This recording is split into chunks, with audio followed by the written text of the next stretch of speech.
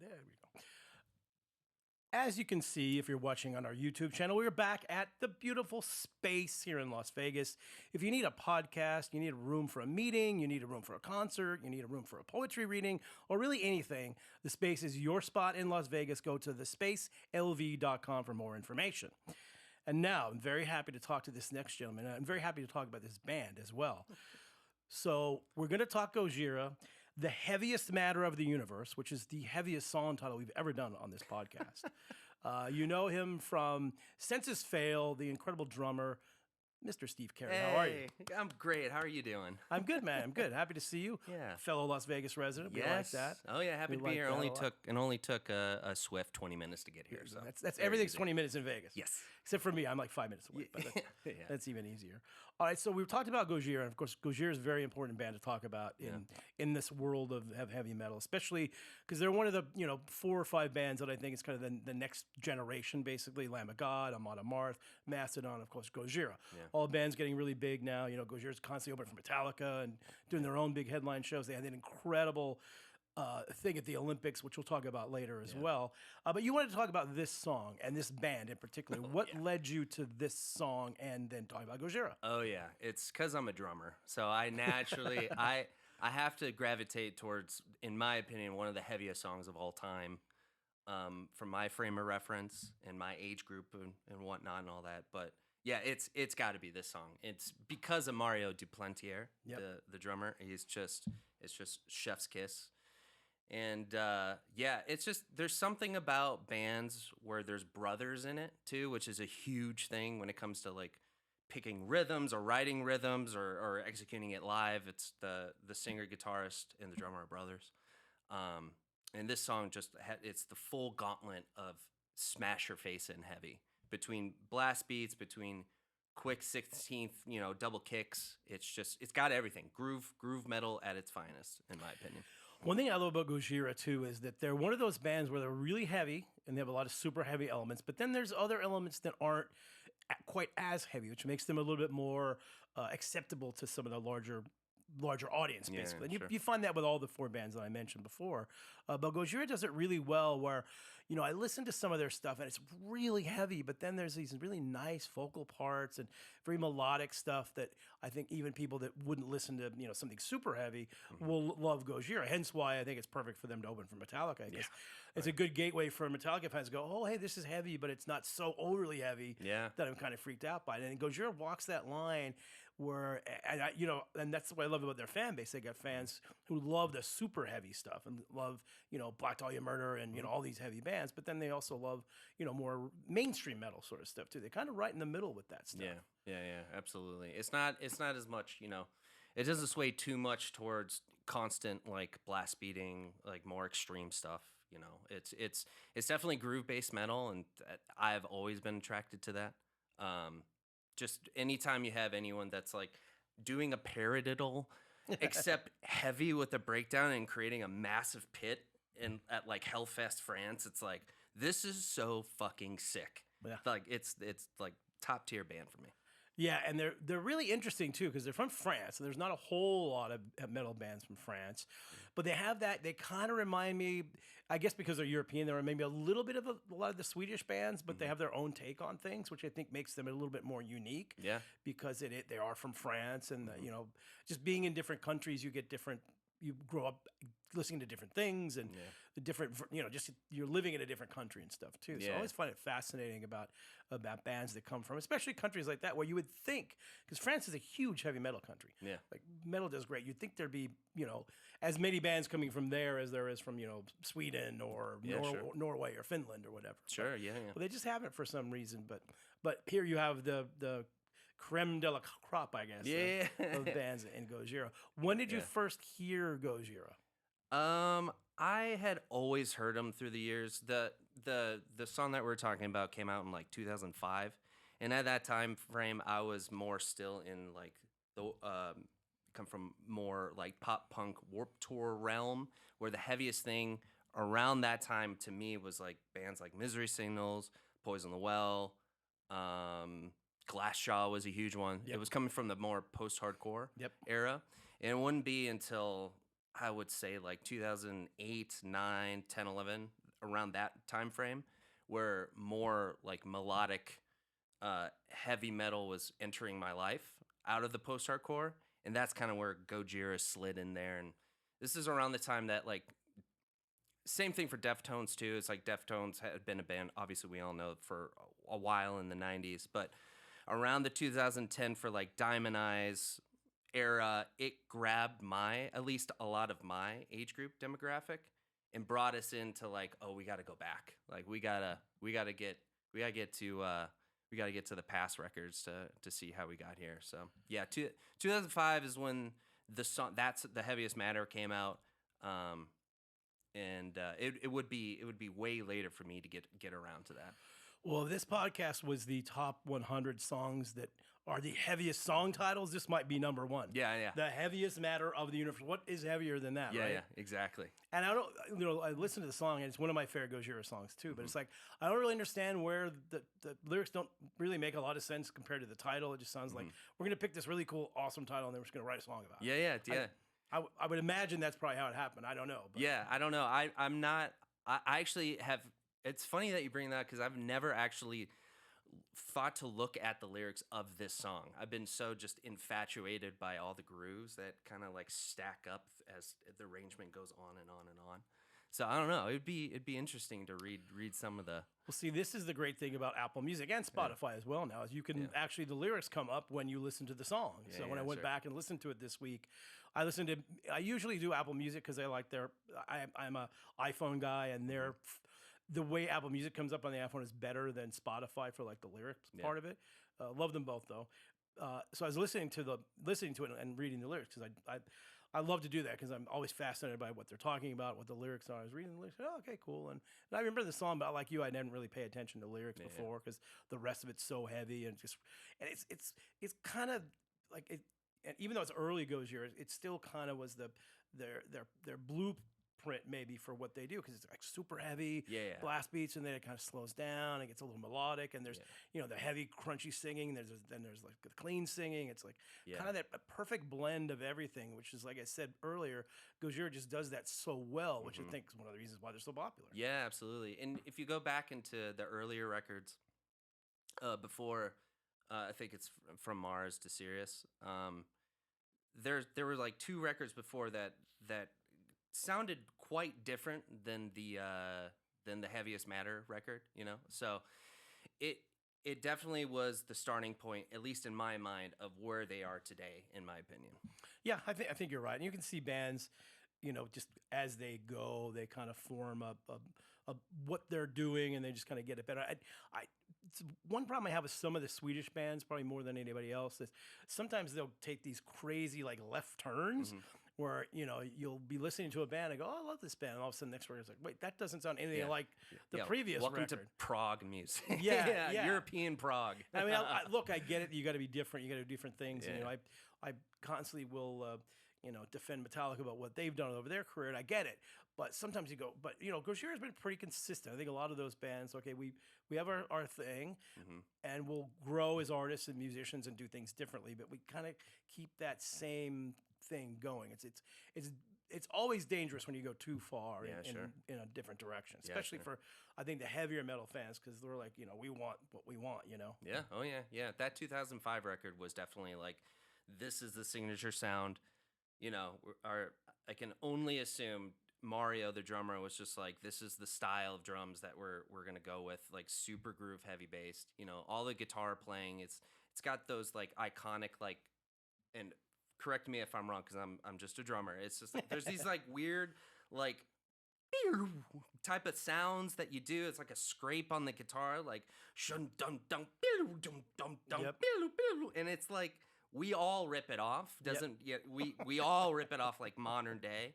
But like, I don't know, there was just a lot more on that record. And then you listen to everything after that, 2008, 2012, 16 was a huge record for them. Magma, I believe it was what it was called. That was like a huge commercial success. You look at those top songs, it comes from that. And everything since then, it's been like, okay, we Gojira's got the sound. But this one's still in there. If you look at Apple Music or Spotify, it's still in their top 10 songs of all time, which is good. Yeah. And I had forgotten when I first went back to start listening to prepare for this episode. I forgot it came out so early because when I listened to it, it doesn't sound like it came out in 2005 to me. It sounds like it's just a something that could have come out 5-10 years ago maybe. So when you think in that perspective about where the metal scene was in 2005, like it was just it was right when it was kind of coming back, like early 2000s when all these especially the metalcore bands came and kind of reinvented things. Then you get the European bands coming in, and it's a really interesting. This song came out at that point in time, being the way it sounds, because it doesn't sound like I said. It sounds like it could have come out 6 months ago, not 21 years ago. Yeah, totally.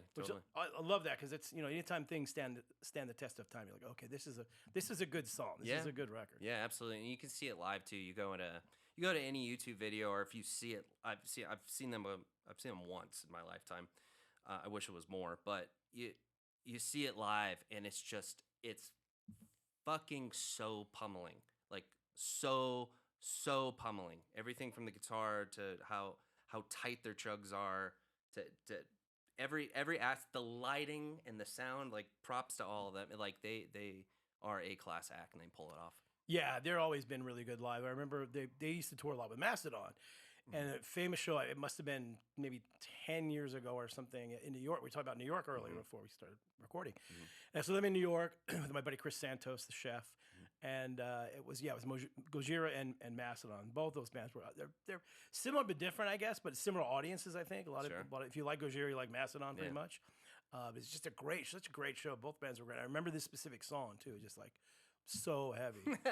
So heavy. It comes and kicks his ass. They had some crazy production thing going on. I can't remember what it was now, but it was pretty cool. Ironically enough, the first time I saw Gojira was probably their Mastodon Gojira reunion tour, like a couple years ago at the Virgin here in Vegas. And Gojira had went on before Mastodon, and I forgot if it was a co-headline. I don't know if they were switching or not. I love Mastodon, but that's got to be a fucking bitch and a half to go on after Gojira just pummels the crowd, because it was unbelievable. Like I said, their visuals and the way the lighting is programmed, and it's a hard act to follow. But that was the first and only time I had seen Gojira at this point. I always went like I'm amazed when I hear that. But then traveling musician, you miss a lot of shows because you're on the road half the time. So I get that, because I'll talk to band members. I go, how many times have you seen Iron Maiden or something? And they're like once, or even Metallica. Some people I know have never seen them before. How could you never see Metallica? But I get it. You've got a job and you're working, and then you're touring, and I get the whole thing. So we cannot talk about Gojira and not talk about like one of the single greatest moments in the history of heavy metal, which is when they were asked to play the Olympics. Which is still to this day, I was like, wait, what? I first heard about that. I'm like, that just got to be some little thing. It can't be a huge thing, because the Olympics are very conservative and stuffy, and heavy metal is not something they would do. And then of course when I saw it, I was so blown away by just the song's amazing. Number one, it's one of my favorite Gojira songs. But just the whole production of it, the way they did it, and on the side of that building with that the flames intro, and the intro with the head. It's just like, and then oh my god, I could see it. It's just like the you get the girl singing, and then the camera zooms out real quick, and then bam, like all the pyro goes off, and they're already it was unbelievable. It took me aback. One of the most epic things I've ever seen. I think all I did after I saw it on TV, because I was recording, and I just rewound and watched it like 10 times, going, did I really just see this? This is on the Olympics? Yeah, I think it probably helps blow them up into like the Metallica stratosphere. You know what I mean? Where you have that much recognition. Of course, Gojira is a huge band. People know who Gojira is, but like that, having those types of opportunities is what gets you. And I love it just for metal in general, because there's how many 100 million people watching it. Who knows how many people watching that stuff? And not very many of them probably Gojira fans, and then all of a sudden they come out and just blow people away. I know there's a lot of kickback to that and whatever, but I love when people get offended by that sort of stuff. It's like, good, you should be. Yeah, hell yeah, exactly. But I just thought that whole thing, everything about it was just absolutely brilliantly put together, and to have it be on that stage. I remember after that, it's like all the Gojira records, went all number one on all the all the charts and everything. It was a really big, obviously a huge moment for them, but just really just for metal to have that sort of mainstream exposure. We don't get that a lot in our world. So Someone in that organization, the Olympic organization, made that decision, and like we all need to collectively shake their hand or hands. Like it's unbelievable. Yeah, I mean, a lot of it had to do with France, because obviously they're from France, and it was in France, and they wanted to highlight French artists, and Gojira being a big one. Yeah, whoever all it was that made that stuff happen. I mean, I know a little bit about the story because I know Gojira's management, but yeah, it's still pretty spectacular. There's metal fans out there like in our corner for sure. Well, that's the one thing, you just never know where they are because they're literally everywhere. I love that because I have friends that are high-ranking bankers that are metalheads. Just every industry pretty much, it's sports and the whole thing. So they're everywhere. You just got to find them. Exactly. Thankfully, there are a few in the Olympic organization apparently. Yeah, so. blink twice. Yeah. Blink twice if you like the Black Album. Right. Yeah. So what were you listening to when you were growing up? I was definitely listening to more pop punk, more mainstream rock. And when I say mainstream rock, I'm like talking like more like Jimmy Eat World or like Fastball or something along that line, something that would be on like just your regular average radio. But yeah, definitely of the MTV generation, growing up in the 90s. So that was my first gateway to anything alternative that would eventually lead me down the path to more extreme styles of music. But yeah, I got in with the punk scene. Yeah, there's Vans Warped Tour and all that good stuff. Always gateways, and those Vans Warped Tours were legendary stuff. Just so many great bands. I was friends with a lot of that because I love that scene too. So I'm friends with a lot of those bands, like the Boss Tones and absolutely, a whole bunch of that stuff. Yeah. When and why did you want to start playing the drums? Oh wow! I wanted to play the drums because I wanted to jam with my dad. Like that's first and foremost. Like the main reason. He's a guitar player, needed someone to jam with. I'm a drummer, just free child labor. Just sit there on the drums, and we're gonna play along to we're gonna play any song that he puts in the stereo, the CD in the stereo, But yeah, no, that we just did that every single day, and that got me into it. It's first freaking heavy song I ever listened to was the Osmosis record by Ozzy Osbourne. Oh wow! So you get the 90. I think it's like 95. He fucking loved Zakk Wylde's playing, so he'd put that on, and we'd play along to like Perry Mason, See You on the Other Side, and all that stuff. You so originally mentioned Perry Mason. Yeah.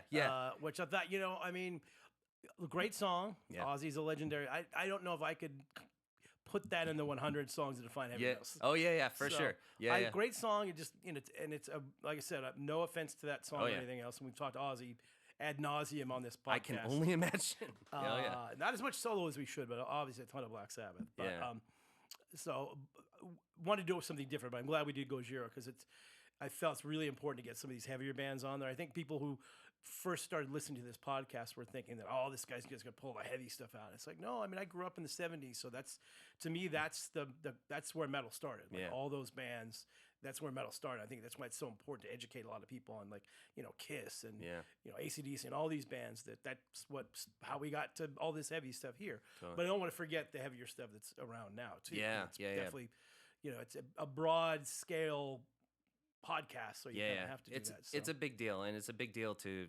influence the future of heavy music listeners. 100%. And people complain like, oh well, what happens when Metallica and Iron Maiden and these bands go away? Well, here we have the bands I mentioned earlier, Ghost. All these bands starting to play arenas and starting to play big venues, and they'll be the ones. In a few years when all those guys retire, they'll be still at the height of their career, and it just lives on. It'll be the next generation of bands. Slipknot will just be all the kids of Slipknot being in the band, like straight up. Like it'll just keep going.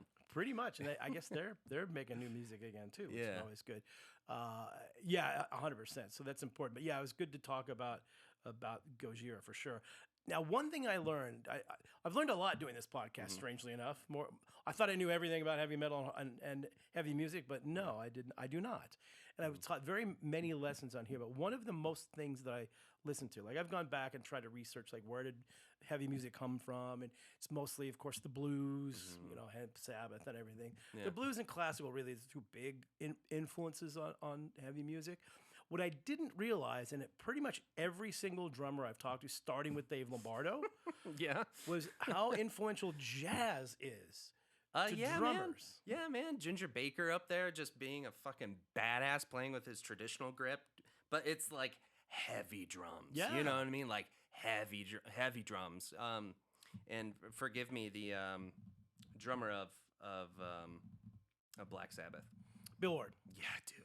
That as well. I mean, all these guys, you can tell there's jazz influenced in there, especially with the fills. Yep. Especially how those guys decide to get around the drum set to get back to the groove. You see it. You see the old school. Like they clearly grew up in the fifth. You know. Yeah. Well, we're going back farther and farther. Even like some of the younger guys, like I said, Lombardo, and I probably had like almost every drummer I've had on. I was like, where do your influences come from? And everybody mentions jazz as a drummer, and I never really thought about it. And then when I'm back, especially when Lombardo said that, because he's probably my favorite drummer of all time. Oh yeah. And I was like, wow, that's interesting. And then the way he explained it, he grew up in a Cuban household, so a lot of that was there. And you see some of the swing and the groove that you get in a lot of heavy. I mean, really, like any music. Yeah. But a lot of heavy music is, you can see like, I can see. Go back and listen to Buddy Guy or any of that, old Buddy Rich. I'm sorry, or any of those those 50s and 60s drummers. Like, okay, I see where this came from now. And then you bring in like the art form of the riff, and like how to groove along to the riff, the syncopated down da down down down down down down, like Led Zeppelin, like your iconic fucking John Bonham, Jimmy Page like relationship. It's just all about locking in with that riff, being syncopated, and you can either choose to be heavy or you can choose to kind of float around and try to get back to the one. It's quite beautiful when you can articulate it that it does come from jazz drumming. Yeah. Oh, I totally get it now. I never in a million years really thought much about that until it started coming up, and like literally every drummer's telling me that. And I'm like, oh. Yeah. I'm like, you're right. Yeah. And drumming to me is, I can't play any instrument. The only thing I can do is I can do a very bad 4/4 beat, and that's it. Okay. Nothing. But drumming to me has always is really fascinating because I get the stringed instruments, the guitars and the bass and everything. There's a certain way to play that and a certain way the music goes. But drums is just this other thing, this other element that's different because you're not doing riffs or following music. You're just making, no offense, but you're making noise, more or less. But keeping the beat to keep it all going. Yeah. I imagine your brain has to have a different factor of timing and how to keep time and when to do fills, and because you've got to kind of remember when all this stuff happens. How is that just come natural to you, or did you work on it? You definitely work on it. It takes a lot of time. You're basically you're the foundation, but you're also there to like. You just accentuate the parts that are catchy, whatever that means. It can be a guitar riff, it could be a vocal, obviously the vocal melody. That's the most important part of the song. But you're there to keep the backbeat going, and the real good drummers know when to pop out of the background and accentuate this transition or this big moment. Or if you're in a big heavy band, this big breakdown, all of a sudden, just million notes 100 miles per hour, then you kind of get back to the groove and you keep the song locked in. It's a pain in the ass, but it's a lot of fun. Well, but unfortunately, I don't think a lot of drummers really think about this, but you're probably the most important part of the band because if you first of all, you don't have a good drummer, the band's not going to be good. Yeah. It doesn't matter what genre it is. It's just not going to be there if it's a live band. Yeah. Because you're holding down the fort, so a lot of pressure on you. In certain ways. Yeah. We're center stage, but we get to be in the back. Yeah, we're still center stage. Well, most band setups, but that's kind of like how I view it. It's I don't get the spotlight. Thank God. It's all about the singer. We all know how this works, but being just behind them is just you gotta stay steady. Yeah, I mean, and it's like I said, it's the foundation of everything. It's just so important. And again, the first thing that I listen to when I listen to a new band is number one, riffs. Like the riffs have to be good. And number two, the drummer. Like if the drummer's not any good, like listened to countless bands that have, I kind of like that riff. It's pretty good. Then the drummer comes like, Yeah. this is not good now. Oh no. It's just Oh, no. not good. But this is why was what makes Gojira so fucking. It works so well. It's because they're brothers, man. They're like, you can just tell. You can just tell the two people in the center of the stage. You got your guitar player, you got your bass player, and then you got the two brothers right in the center, and they are so wildly locked in. Yep. And it comes out creatively in the writing room, and it certainly comes out live. Yeah, I mean, you could say that. I mean, there's countless examples of that. Diamond Vinny, of course, a million where there's that connection there. Yeah. That underlying connection just works, and it doesn't matter what instrument they're playing or what they're doing. They're just locked in because they're, same. Coming from the same background, the same everything. It's a cheat code. I call it a cheat code Yeah, for sure. a little bit. It's like, damn it, man! I wish I had a brother. I also know bands that have brothers that it didn't work out so well. Well, there's a long list of that too. Long list of that. Yeah, you never know about that. Yeah. So what's up with Census Fail? We're on a little summer break right now from doing any shows. We just did a whole month in Southeast Asia, New Zealand. Australia. Got home from that. We recorded a bunch of new songs, and we're just kind of getting it ready to launch it periodically throughout the year, and that'll lead us into hopefully many years after that. But other than that, we have a tour at the end of the year in November and December, and we're just gonna keep going, man. It's the freezing cold tour. Is that what you're Yes, the call freezing cold tour. Yes, it's to get out of the way of the rest of the touring market. Do you have the bill for that tour yet, or is that not announced yet? We do. Yeah, it's announced. It's us, Koyo, and the opening band is, oh my god, Initiate. Oh, okay. Initiate. I don't know them. I know them. Yeah, They're cool. That'll be a fun tour. Yeah, it'll be good. It'll be really good. Are you playing Vegas on that tour? We are. Yes. Oh, finally. I love the music festival when we were young. I love it so much, but it has definitely zapped our chances over the past 4 years of playing any sort of club show. So we get to return back to the House of Blues here in Vegas. Thank God. I want to play a freaking club show in Vegas. House of Blues and Palms are my two favorite venues in Vegas. So I love it. Yeah. Oh, awesome. Good. I can see you in Vegas. Yes. Well, it might be freezing cold by then. Yeah, totally. Yeah, you Vegas never know freezing Vegas. cold. It can be pretty cold. Yeah, totally. No, that's awesome. Thank you so much for doing this. I really appreciate it. That was awesome. Yeah, I appreciate you asking me. All good, my friend. Thank you.